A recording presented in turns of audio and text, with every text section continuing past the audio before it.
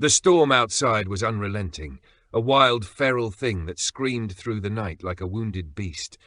It tore at the trees, rattled the windows, and pounded the roof of the old, weary house as though trying to tear it apart.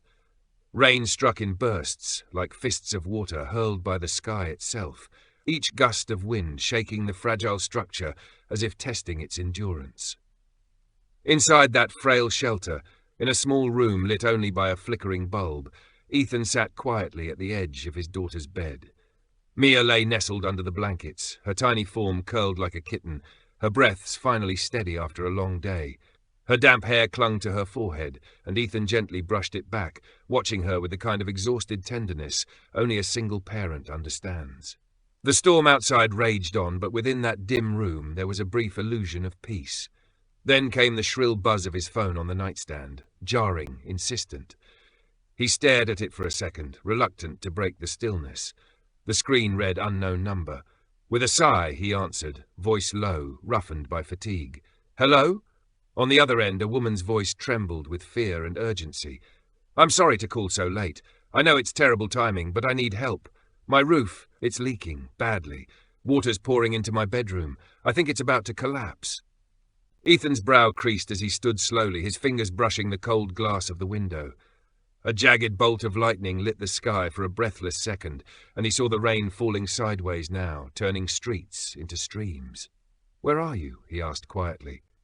She gave him an address, remote, almost forgotten at the far edge of town, nestled in the foothills where barely anyone lived. His chest tightened. "I'm sorry," he replied, his eyes flicking to the sleeping figure of his daughter. "I can't leave. My little girl's only 6. I can't risk driving in this weather, not tonight. I don't do late calls like this."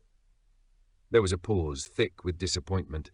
Then came her voice again, softer now, almost whispering. "Please, I'm scared. I'm alone. The roof keeps creaking and the water's everywhere. I don't know what to do."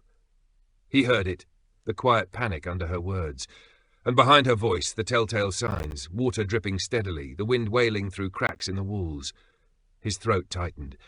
"I'm really sorry," he said again, and ended the call. Silence followed, too loud, too heavy. Ethan stood motionless, phone still in his hand, guilt spreading through him like a slow ache. He had done the right thing, hadn't he? He was a father. Mia needed him. He couldn't just rush off into the dark night for a stranger. For all he knew, it could be a scam, a trap. But her voice lingered in his head, haunting. "I'm scared. I'm alone." He walked into the kitchen, intending to pour a glass of water, but found himself instead frozen by the window. The wind had grown fiercer, thrashing the trees. Rain now came in sheets, cascading off rooftops and pooling at the curbs. Lightning flashed again, and for a second he saw how the town was changing, the familiar edges blurred by floodwater and fear. He paced the room, sat, stood up again. His eyes kept returning to the closed door of Mia's room, the soft golden light glowing beneath it. She was safe, for now. But what about her? That woman, he didn't even know her name. Just the sound of her voice, cracking under the weight of isolation and fear. He could picture her clearly now, alone in a house under siege, clutching her phone like a lifeline, her roof groaning above her like it might cave in any second. What if she really was in danger? What if he was the only one who'd answered? He cursed under his breath. 10 minutes later, Ethan had grabbed his boots, coat, flashlight, and keys. He stepped softly into Mia's room, kissed her on the forehead, and whispered a promise. Then, wrapping her in a warm blanket, he carried her through the storm to their neighbour's home. Mrs. Thompson, the retired teacher, opened the door in her nightgown, startled. "Ethan, is everything all right? Please, can you watch Mia? Just for a little while," he asked, breathless. "Someone needs help. It's serious." The older woman didn't hesitate. She gathered the sleeping child in her arms and gave a single nod. "Go." Ethan ran back through the rain, drenched within seconds, heart thudding. He hadn't called the woman back, hadn't told her he was on his way. But he was. The town fell away behind him as he sped through flooded streets. Beyond the last streetlight, the world became a blur of shadows and whipping rain. Trees leaned like giants in pain, the wind bending them at unnatural angles. His headlights pierced through the gloom just enough to reveal a gravel driveway winding toward a barely visible house hidden behind overgrown shrubs. He pulled up and cut the engine. The house sat like a ghost in the storm, dark, weather-beaten, and vulnerable. A faint glow flickered from the upper floor. He slammed the door shut against the wind and ran, boots sloshing through puddles, mud clinging to his legs. Then he saw her. She was on the roof. A lone figure, drenched from head to toe, battling wind and water as she tried to fasten a tarp over a jagged hole. Her hands trembled as she clutched duct tape, each movement frantic, desperate. The storm roared around her like a predator circling its prey. Arya, though Ethan didn't know her name yet, had run out of options. She had called every neighbour, every contractor, even a 24-hour repair line. No one came. No one even picked up. When Ethan had answered, only to refuse, something inside her cracked. But she refused to give up. The attic floor had become slick with rain, the air frigid and sharp. She climbed carefully onto the roof, knees shaking. The tarp whipped like a flag in the wind. She pressed it down, trying to secure it, until her foot slipped. A cry tore from her throat as her body twisted painfully. Her legs slammed against a jagged iron bracket. Pain shot through her like lightning, sharp and immediate. She slid, and then arms. Strong arms catching her in midair, pulling her from the jaws of disaster. They fell together, crashing into the wet grass below, the earth cushioning the blow but not softening it entirely. They groaned, tangled, breathless. Ethan sat up first, blinking away rain. "What the hell were you doing?" he shouted, his voice a raw mixture of anger and fear. Arya clutched her leg, gritting her teeth. I didn't have a choice. And somehow, in that moment, soaked to the bone, hearts pounding, lives having collided in the midst of chaos, he understood. She really didn't. He stared at her, incredulous, unable to believe what she had just admitted. His voice rose in stunned disbelief. "You climbed onto your roof? In the middle of a damn storm?" Arya's reply was sharp, her voice trembling under the weight of frustration and something far more fragile. "I couldn't wait," she cried, the crack in her tone betraying more than urgency. It was pain, solitude, and helplessness rolled into one. No one else was going to help me. Ethan parted his lips to answer, maybe to scold, maybe to reason, but the words faltered on his tongue. He paused, and for the first time that night, he really looked at her. Soaked hair clung in wild tangles around her face. Her skin was ghostly pale, streaked with the cold trails of rainwater. She stood there, shivering uncontrollably, arms wrapped around herself like she was holding in something deeper than cold, and in her eyes there wasn't fear. It wasn't anger either. It was something more devastating. It was exhaustion. The kind born from fighting battles no one sees, from being alone for far too long. She wasn't reckless. She was desperate. Ethan exhaled slowly, standing without another word. Then he held out his hand. "Come on, let's get you inside." Arya hesitated, maybe out of pride, maybe out of habit. But then, slowly, she took his hand. He helped her rise, steadying her carefully as she shifted her weight. She winced the moment her foot touched the ground and stumbled. But this time, he caught her. And for the first time, she didn't push him away. She leaned into his strength, letting herself rest, even if only for a moment. Inside, the air was warmer, dim, and still scented with wood smoke. Ethan guided her to the couch, then disappeared briefly. He returned with a towel and crouched beside her like a quiet protector, gently patting her damp shoulders, tucking another towel around her like a shield. His fingers brushed against her ankle, inspecting the swelling. "It's already puffing up," he murmured, concern etched in his brow. Arya gave a short, breathless laugh. "I landed right on that iron bracket. It felt like my shin exploded." He shook his head with a dry chuckle. "Well, it didn't. You're lucky." She looked at him with a weary smile, one that didn't quite reach her eyes. "Lucky isn't a word I've used much these days." Silence. Ethan's jaw tightened, a flash of guilt softening his features. "I shouldn't have said no earlier," he said, voice low. "That's on me." Arya's eyes lifted, surprised by the sincerity in his tone. "I didn't realize how bad things were," he went on, eyes flickering toward her wrapped ankle. "And I have Mia to think about, my daughter. But still, I should have come." She nodded gently. "I get it. You've got someone who needs you." Then her voice dropped, barely above a whisper.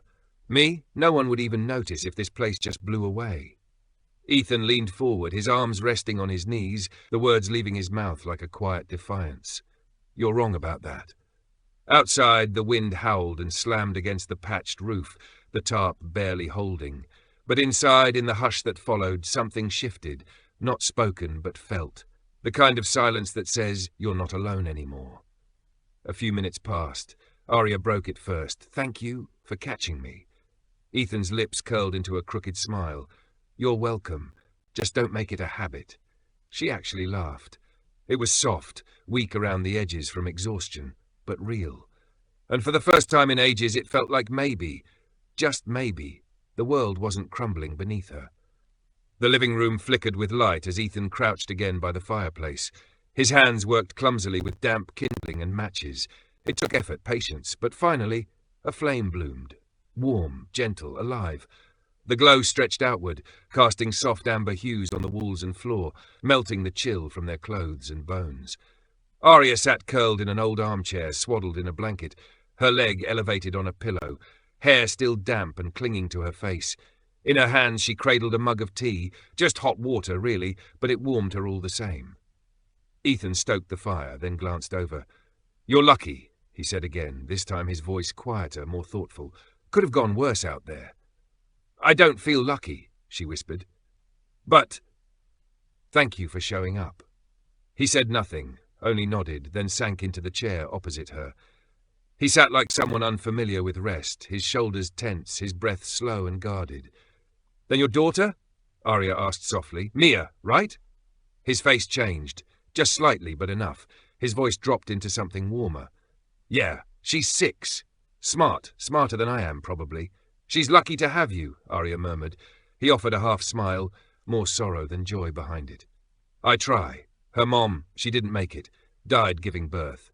Arya's expression folded into quiet compassion. "I'm so sorry." He nodded, the memory clearly still raw. It was sudden, complications. She was fine until that night. He paused, swallowing the lump in his throat. "We were in the city then. I had a good job, civil engineering, high-rises, real big stuff. But when she died, I couldn't stay. Not with a newborn. So I left. Took any job I could that let me stay close to home. Plumbing, roofing, odd repairs, whatever kept me with Mia." Arya held her mug tighter. "That's a lot." "Didn't feel like a choice," he said simply. "I wanted her to know my face when she opened her eyes." He looked away, the fire reflecting in his eyes. "I used to have dreams, you know," he said, voice lower now. "Now I've just got one that she sleeps through the night, that she's safe, that maybe, just maybe, I did something right for her that day."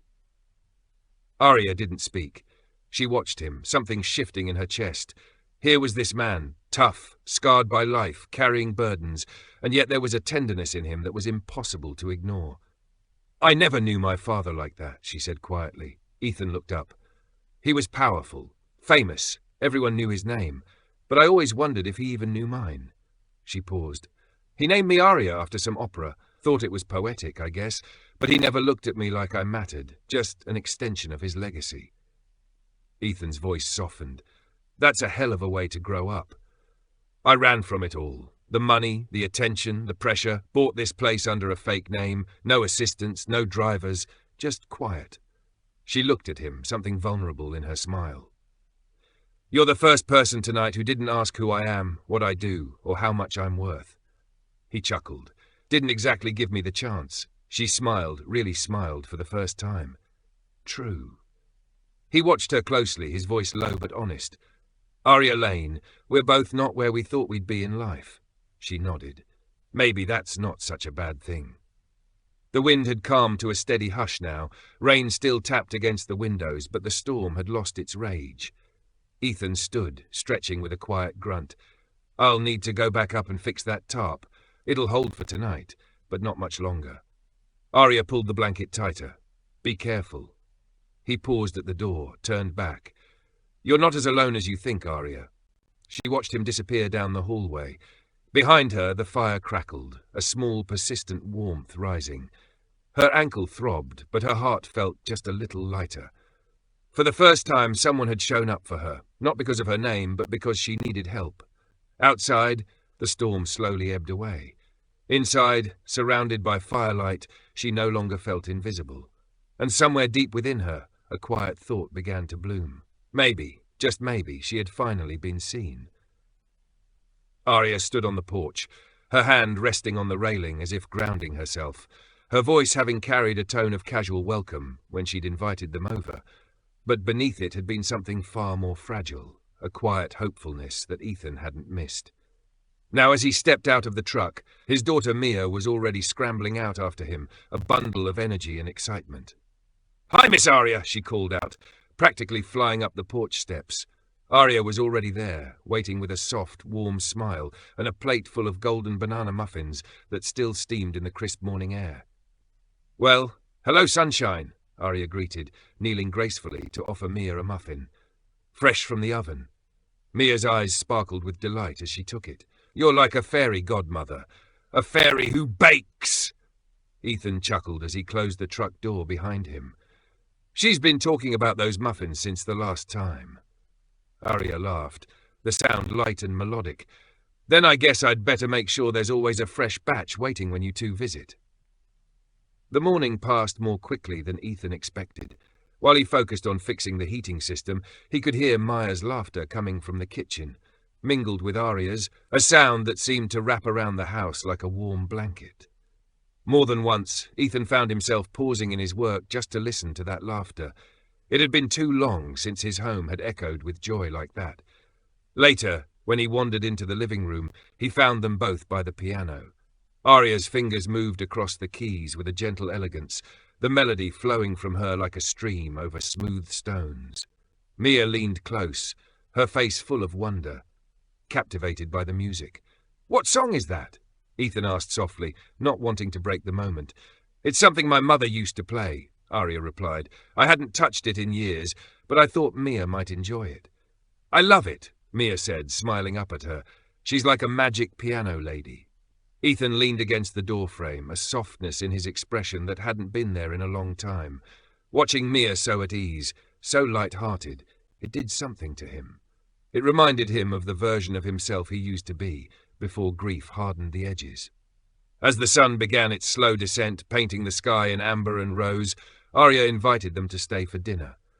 It wasn't a fancy spread, just roast chicken, creamy mashed potatoes and crisp green beans, but something about sharing that meal at her table made it feel like so much more. It felt like comfort, like family. Mia sat between them, chattering happily about her day at school, her favourite books, and a dream she'd had where she and Arya flew through the clouds on a giant muffin. Arya laughed so hard she had tears in her eyes, and Ethan, he couldn't stop smiling. Not just with his mouth, but with something deeper inside him that had been dormant far too long. Later, in the quiet lull of the evening, Ethan and Arya stood side by side at the sink, washing the dishes. His voice was low when he said, "You're really good with her." Arya glanced at him, her tone gentle. "She makes it easy. She's got this beautiful soul."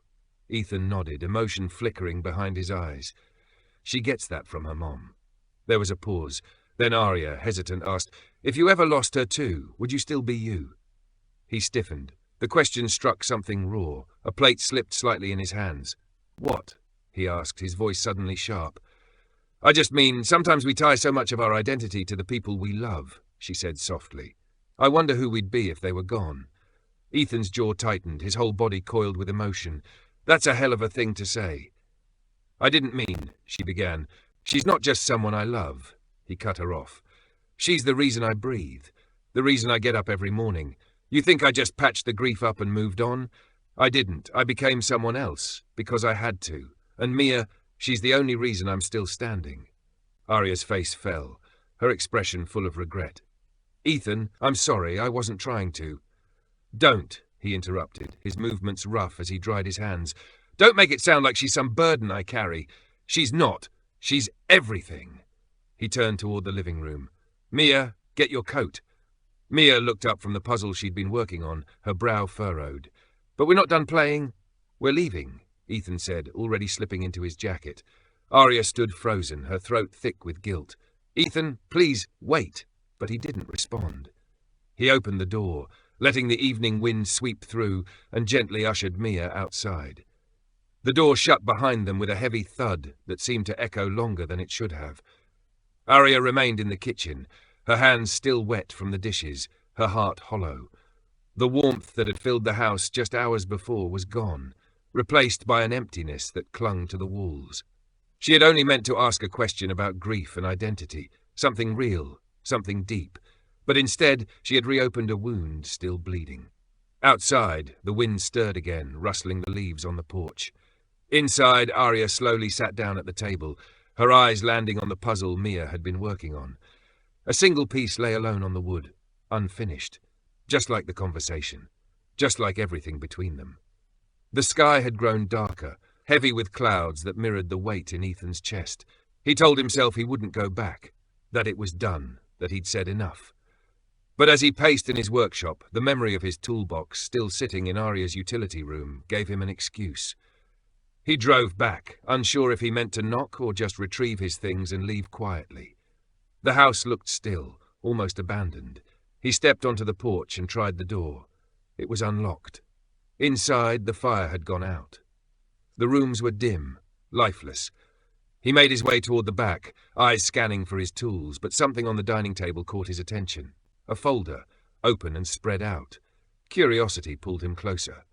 At the top, a photograph. Arya, seated in a modern boardroom surrounded by polished suits and glass walls. Beneath it, in bold letters, Arya Lane, CEO of Lane Capital Holdings. Ethan's eyes darted across the documents, property deeds, development plans, and corporate acquisitions. One name leapt out at him. Her company had just bought the land west of town. The realization hit him like a punch. She wasn't just some woman seeking peace in a quiet town. She was the Arya Lane. Before the storm of emotions could fully take hold, footsteps approached. Arya froze in the doorway. Her eyes met his. "I forgot my tools," Ethan said, his voice like ice. "I was going to tell you," she started, stepping forward. "After I fixed your roof, after my daughter started trusting you." "Ethan, it's not what you think. Then what is it? Some kind of social experiment? Come play small town and see how the other half lives? I'm just the struggling single dad, an easy target." "No," she said quickly, tears beginning to well. I needed to know if someone could care about me without the name, without the money." "You lied," he said, pain rippling through every syllable. "I saw you. I let you in. I let my daughter love you. And now I don't even know who you are." He grabbed his toolbox, turned toward the door. "Please," she whispered. "I didn't mean to hurt anyone." He paused at the doorway, looked back once. "You didn't just lie to me," he said. "You took something real and turned it into a trick." Then he was gone. The silence that followed was louder than anything. Arya stood there, stunned, the echo of the door closing clinging to her skin. She walked slowly to the couch and sat down, her hands trembling. The folder still lay open, blaring a truth she had tried so hard to hide. Her eyes drifted to the coffee table where a single puzzle piece sat, left behind by the little girl who had trusted her. She picked it up, brushing her thumb over the uneven edge. Of all the empires she had built, of all the power she had wielded, this, right here, felt like her greatest failure.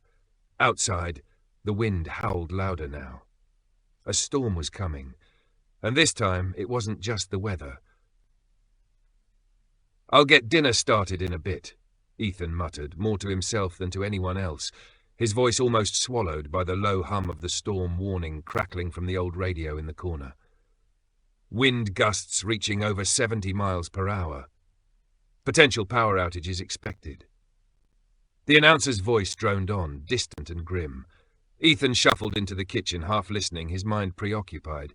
The pantry held a modest supply, cans of beans, dried pasta, not a single fresh vegetable in sight. Grocery shopping would have to wait. The storm was only getting worse. 15 minutes passed, then 20. The house was quiet again. When he returned to the living room, a chill prickled his skin, not from the weather, but from something deeper, instinctual. Mia wasn't there. He paused, scanning the room once more, as if she might simply be hiding behind the couch or under a blanket. "Mia?" he called, his voice tightening. No response. A sense of unease bloomed in his chest. He moved quickly now, checking the bathroom, the bedroom, her toy nook in the hallway. Nothing. Then he saw it, the back door. It was open, just slightly ajar, swaying in the wind, and her little yellow raincoat, the one with the sunflower buttons, was missing from its usual hook. His heart nearly stopped. "Mia!" he shouted, his voice cracking as panic surged through him. He bolted out into the yard, the wind slamming against his face like an angry tide. "Mia!" He ran barefoot across the wet grass, calling her name over and over, his words carried away by the howling wind. Lights flickered on across the neighborhood. Front doors opened. Concerned faces appeared. "Have you seen a little girl? 6 years old. Brown hair, pink boots. She's missing." But one by one, they shook their heads. No one had seen her. Within minutes, a search party had formed. Flashlights flickered in the dark. People called her name into the storm. Ethan tore through alleyways, schoolyards, and the muddy edge of the woods. Rain began to fall in stinging sheets, soaking through his clothes. Every second stretched out unbearably, his thoughts spiraling into darkness. What if she's lost? What if she slipped into the creek? What if she's scared? Cold, alone, or worse? Then his phone buzzed, an unfamiliar number. He answered immediately, breathless. "Hello? Ethan," a familiar voice said gently. "It's Aria." He froze. "I heard Mia's missing," she continued. "I think I might know where she went." His heart stopped. "Where?" "She once told me she thought the old church by the orchard looked like a castle. I'm heading there now. Meet me." Without hesitation, Ethan jumped into his truck. The tires skidded on the wet pavement. Tree limbs and debris cluttered the road. The storm was a monster outside, swallowing the world. 10 minutes felt like a lifetime. Finally, the church appeared through the fog, dark, broken, like a ghost watching him. He slammed the brakes, jumped out, and ran to the heavy doors. They creaked under his weight. Inside, the wind howled through shattered stained glass. Dust coated the pews like snow. Then, a sound. A soft, trembling sob. He turned sharply. There in the corner, Aria sat on the floor, soaked to the bone, cradling Mia beneath her raincoat like she was made of porcelain. The little girl was shaking but alive, clinging tightly. Ethan dropped to his knees, overwhelmed with relief. "Mia!" She looked up at him with wide, tear-filled eyes. "Daddy!" He pulled her into his arms, holding her like he'd never let go. He kissed her damp hair again and again. "I've got you, baby. I've got you. I'm here." "I'm sorry," she sobbed. "I just wanted to see Aria. I didn't mean to scare you." "You're okay," he whispered, his voice breaking with emotion. "That's all that matters." He glanced at Aria, still holding Mia as if protecting something sacred. Her hair clung to her cheeks, her face pale from the cold, but she had never let go. "You found her," he said softly. Aria gave a small nod, her eyes glistening. "I couldn't leave her." Ethan's voice cracked. "I was wrong. About you, about everything." In the silence of that old broken church, with the storm roaring just beyond its walls, something changed between them. A wall, built long ago, quietly began to crumble. "You're not who I thought you were," he whispered. "You're more." And in that moment, surrounded by broken glass and holy echoes, something between them healed, a splintered trust, slowly stitching itself back together. The next morning, the storm had passed. Soft, golden light spilled across the town like a quiet apology. Leaves and branches littered the streets, but the chaos had stilled. Something new had taken root. Later that day, Ethan picked up the phone and hesitated before dialing. When Aria answered, her voice was warm. "Hey," he said. "You hungry? Mia keeps asking when her fairy godmother's coming to dinner." Aria laughed softly through the line. "I could eat." That evening, Aria arrived at his modest home, a little cottage with creaky stairs, a crooked mailbox, and the smell of baked chicken and rosemary drifting through the windows. Inside, the house was warm, worn, and full of heart. Mismatched furniture, crayon drawings on the walls, a crackling fireplace in the corner. Mia ran to her with a happy squeal. "I made place cards," she declared, holding up glitter-covered index cards with scribbled names. Dinner was simple but made with care. Chicken, mashed potatoes, green beans and bread Ethan had somehow not burned. They laughed, shared stories, and after dinner moved to the living room to work on a jigsaw puzzle. A lighthouse, a stormy sea. Mia giggled every time Ethan pretended to mess up a piece, and Aria corrected him. For a while, time melted. There was no past, no pain, just this shared space, soft light, and the comfort of being seen. Mia, sleepy-eyed, leaned into Aria's side as though she belonged there. And when she finally fell asleep on the couch, Ethan covered her gently with a blanket, then turned to find Aria standing quietly by the fireplace. "This place," she said, looking around, "it's nothing like the one I grew up in, but it feels more real than anywhere I've ever been." He leaned against the wall, arms crossed. It's small. The roof leaks. The heater acts up. But it's ours. She looked at him, her eyes searching. Ethan, I want to do something. Something bigger than me. He raised a brow, curious. I want to start a foundation, she said. Build real homes for single moms, foster kids, veterans, safe places, warm places, and I want to start it here, with you. She handed him a folder, detailed blueprints, budget plans, and at the center of it all, his name written into the design. Ethan flipped through it, stunned. His hands trembled. I used to dream about this, he whispered. Back when I built $1 million condos for people who never even looked at them. I thought someday I'd build something that mattered. But then life happened. Arya stepped closer. Maybe life brought you back to it. He looked at her, emotion swelling in his chest. Why me? He asked softly. Because you never stopped building, she said. Even when it was just you and Mia, you built love, safety, a life. That's more than most. You're giving me a second chance. No, she said gently. I'm giving us one. He held the folder to his chest, nodding. Okay, he said, voice thick, let's build something real. They stood in quiet understanding, the moment heavy with meaning. Then Arya stepped toward him, deliberately. Ethan, she whispered. Their eyes met, and then he kissed her. Not in haste, not in desperation, but in truth. Her hands rose to his chest, his settled at her waist. Everything else faded. Even the storm was silent now. When they pulled apart, they didn't speak, but they didn't need to. In that kiss, everything was said. We're not broken anymore. We're starting over, together. A year later, the sky was brushed in soft blue and gold. Where once there had been weeds and dust, now stood bright new homes, white-trimmed, flower-lined, alive with laughter. Ethan stood beneath a white canopy at the center of it all, straightening his tie. The sign behind him read, Home of Hearts. Just a year ago, he had shown up at Arya's door with nothing but a toolbox and a heart still grieving. Now, he was the lead engineer of a housing project that had given dozens of families a new beginning. He scanned the crowd and found her, Mia in a sky-blue dress, braids woven with tiny white flowers, her smile bright and full of peace. A light that had once gone out, now burned brighter than ever. And somewhere nearby, Arya stood with a hand on her heart, watching the dream they had built, together. The sun shone brighter that day, not just in the sky, but in the hearts of everyone gathered. And there, near the media tent, stood Arya, poised, graceful and radiant, like the calm after a long storm. Her flowing white dress caught the breeze, but it was her quiet strength, the serene confidence in her posture and the warmth in her eyes that truly drew people in. She had given everything to this mission, her name, her time, her resources, even her heart, yet never once had she sought the spotlight. Her purpose had never been recognition. It had been love.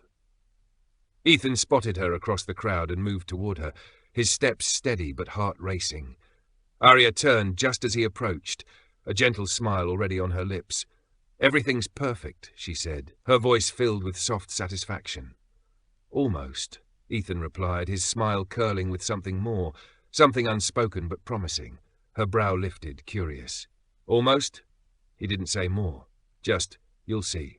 Soon, the ceremony began. Community leaders took the stage, their voices echoing with gratitude as they honored the donors, the volunteers, and everyone who had helped turn this dream into reality. Then came the moment everyone had been waiting for. They invited Arya to speak. A hush fell over the crowd as she walked up to the podium, her steps composed, her presence magnetic.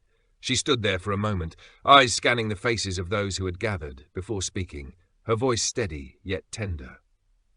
I've spent most of my life in boardrooms, she began, surrounded by titles, numbers, endless targets. I used to think that's what success looked like. She paused, her gaze drifting to Ethan and then to Mia. Her voice softened with emotion.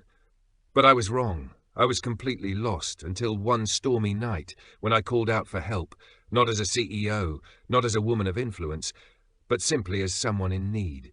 And a stranger, a single father already burdened with more than his share, showed up. She looked out at the crowd, her voice trembling only slightly. He didn't come because he recognized me. He came because I needed someone. He didn't just fix the holes in my roof that night. He helped mend the broken pieces of me. The audience listened in complete stillness, every word sinking deep into their hearts. And today, Arya continued, That man leads this very project. And that little girl, who once looked up at me and called me her fairy godmother, is now so much more. She's family, and this place. She extended her arm, gesturing to the rows of newly built homes behind her. This is what real success looks like. Not power, but purpose. Not wealth, but love. As she stepped back, the applause that erupted was thunderous and heartfelt. People weren't just clapping. They were moved, inspired, reminded of what truly mattered. Ethan walked toward Arya, his eyes reflecting something deeper than pride, something eternal. He reached for her hand, and she, sensing something shift in his expression, tilted her head with a quiet question in her eyes. "Now?" she asked, her voice almost a whisper. He nodded, and from his pocket he pulled a small box. There was no grand kneeling, no rehearsed lines, just Ethan standing before her, holding both her hands in his, eyes locked with hers. "This past year changed everything," he said. "For Mia, for me, for you. You made space for us in your life and in your heart. You became our home." He opened the box, revealing a simple silver ring set with a pale, delicate stone that shimmered in the afternoon light. "It's not fancy," he said, his voice filled with emotion. "Mia found this stone the night we met you. She said it reminded her of you, quiet, bright, and special. I had it set in silver because it's never been about how much it costs. It's about what it means." His voice faltered, just barely, but enough to make Arya's breath catch. "Will you marry me?" Her eyes glistened as tears welled up, her answer spilling out in a breathless, joy-struck "yes." The crowd around them erupted into cheers, but the world seemed to slow around the three of them. Mia ran up, arms wide and heart full, and threw herself into the embrace of the two people who had become her entire universe. "I told you she'd be our mummy," she whispered proudly, clutching them tight. Later that afternoon, as the sun began to dip low and the celebration softened into warm laughter and heartfelt farewells, the little family, Ethan, Arya, and Mia, walked together to the first finished home in the development. A white ribbon stretched across the doorway like a promise waiting to be fulfilled. They stood before it for a moment, hands intertwined, hearts full. "Ready?" Arya asked, her voice gentle. Ethan nodded. "We've been ready." Mia grinned and squeezed their hands. "Let's go." Together they pulled the ribbon. It fluttered to the ground like a curtain, revealing a dream now made real. They stepped forward, not just across a threshold, but into the life they had built with love, patience, and unwavering hope. This was more than a house. It was a home filled with warmth, with second chances, with a kind of love that doesn't shout from rooftops but whispers in the everyday acts of showing up. It wasn't the ending of their story. It was the beginning of something far greater. And so, dear listener, thank you for joining us on this journey, a journey of love, healing, and unexpected family. Ethan, Arya, and little Mia remind us that sometimes the storms life throws at us aren't meant to break us. They're meant to clear the path, to guide us toward love, toward hope, toward home.